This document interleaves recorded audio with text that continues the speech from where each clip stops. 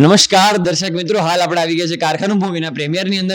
હું છું શિવમ બારોટ અને આજે આપણે લોકો પાસે જાણીશું કે એમને કારખાનું પિક્ચર કેવું લાગ્યું છે. કેવું લાગ્યું તમને કારખાનું?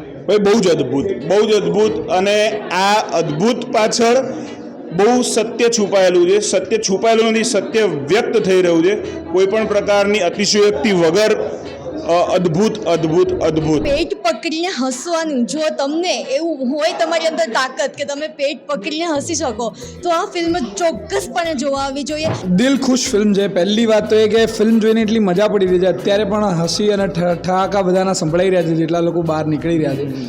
ફિલ્મ જોયા પછી મન ખુશ થઈ ગયું છે, દિલ ખુશ થઈ ગયું છે અને એકદમ રિફ્રેશિંગ મસ્ત કન્સેપ્ટવાળી, કંઈક જુદું અને એકદમ ટાઈટ સ્ક્રીન પ્લેવાળી ફિલ્મ. ગુજરાતી ઇન્ડસ્ટ્રીમાં આટલું જોરદાર ફિલ્મ અને એકદમ જ યુનિક કોન્સેપ્ટ ક્યારે વિચાર્યું નહોતું, ક્યારે માઇન્ડમાં પણ ના આવે. કારખાનું એટલે હાસ્યનું કારખાનું, સસ્પેન્સનું કારખાનું અને થ્રિલ્સનું કારખાનું. એક્ટિંગ ખૂબ જ કારખાનું ભરીને એમણે કરી હતી. This is my first Gujarati movie that I watched and it was worth it. यार मतलब 1 hour 45 minutes it was मतलब clearly worth it. Laughed a lot.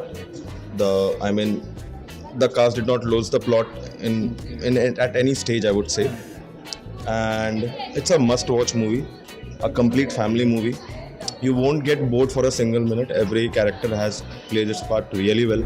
મારા આખા જીવન દરમિયાન હું આટલું બધું હસી નથી ક્યારે, અને તે ઓડિટોરિયમમાં બેસીને આટલા જોરથી તાલીઓ પાડીને જે હસીશું, that is something really unique.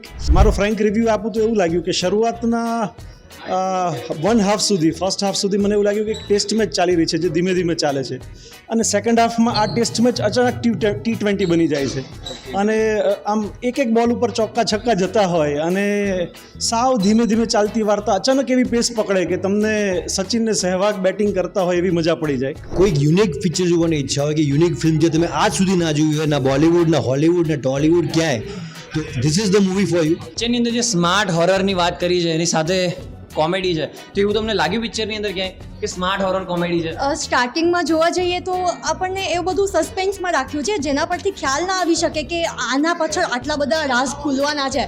તમને શરૂઆતમાં તમે જોતા હો તો તમને એમ થાય કે યાર વાર્તા જઈ રહી છે, પણ પછી તમને ખબર પડે કે ઓહો આ તો ઘટના બધી આ રીતે બની રહી છે. સો સ્માર્ટ કારખાનું છે. Definitely smart in the sense કે તમે એક આ ઓડિયન્સ પોઈન્ટ ઓફ વ્યૂ હું કહીશ કે જો ઓડિયન્સને કહેવામાં આવ્યું છે કે સ્માર્ટ ઓડિયન્સ હશે ને એને આ કોન્સેપ્ટ ગમશે. પિક્ચરની અંદર કોઈ મોટો ફેસ નથી, કોઈ મોટો હીરો નથી, તો પિક્ચર કેવું જોશે બધા ગુજરાતની જનતા? છે ને, આટલો મોટો ફેસ તો છે. મકરંદ સર છે, અર્ચનભાઈ છે, પાર્થભાઈ છે, અને સૌથી મોટો ફેસ વાર્તા છે. વાર્તા હોય પછી બીજા કોઈ ફેસની લગભગ જરૂર નથી હોતી.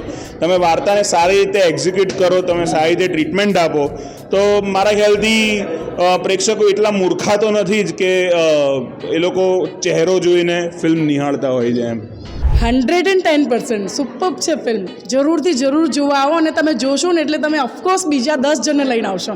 એટલી સરસ ફિલ્મ છે. હું એવું કહીશ ચોક્કસ જોવા જેવી ફિલ્મ છે. ખાલી એટલા માટે નહીં કે મોટા સ્ટાર હોય તો જ જોવા જવું, મોટા સ્ટાર હોય કે ન હોય, અભિનય બહુ અદ્ભુત છે. જે પણ લોકો અભિનય કરી રહ્યા છે એ તમને જકડી રાખશે, તમને હલવા નહીં દે. એ અર્ચનભાઈ હોય, મકરંદભાઈ હોય કે પછી હર્ષદીપ હોય, હાર્દિક હોય, આ બધા લોકો પકડી રાખશે, તમને ક્યાંય હલવા નહીં દે. ફેમિલી સાથે જોવા એવું પિક્ચર છે. ફેમિલી બધાની સાથે તમે એન્જોય કરી શકો એવી ફિલ્મ છે. મજાની ફિલ્મ છે, જબરદસ્ત કોન્સેપ્ટ છે. I can't believe this. Super. Gujarati ઇન્ડસ્ટ્રીમાં આટલું સરસ મજાનું ફિલ્મ એટલે માઇન્ડ. તમે તમારા ફેમિલી સાથે, મિત્રો સાથે, આસપડોશ સાથે બધાને સાથે લઈ જઈને જોઈ શકો છો એવી મજાની ફિલ્મ છે કારખાનું. ન ચૂકતા જરૂરથી જોઈ આવજો કારખાનું. દરેક ગુજરાતીને કહું કે આપણે ગુજરાતી તરીકે આ પિક્ચર તો જોવું જ જોઈએ. અને એક અદ્ભુત વાત છે, જે સ્ટોરી છે, અને સાથે 30 મિનિટ સુધી આ ફિલ્મનો એક પ્લસ પોઈન્ટ કે 30 મિનિટ સુધી આ નોન સ્ટોપ એક પણ ટેક નથી લીધો. કન્ટિન્યુઅસ આ ફિલ્મ 30 મિનિટ સુધી સળંગ શૂટ કરી છે. આખી ટીમને ખૂબ અભિનંદન છે. અને મારું તો એ માનવું છે કે બ્લોકબસ્ટર ફિલ્મ થશે અને આખા ગુજરાતમાં ધમાકો મચાવી દેશે કારખાનું. તો તમે પણ જોવા આવજો.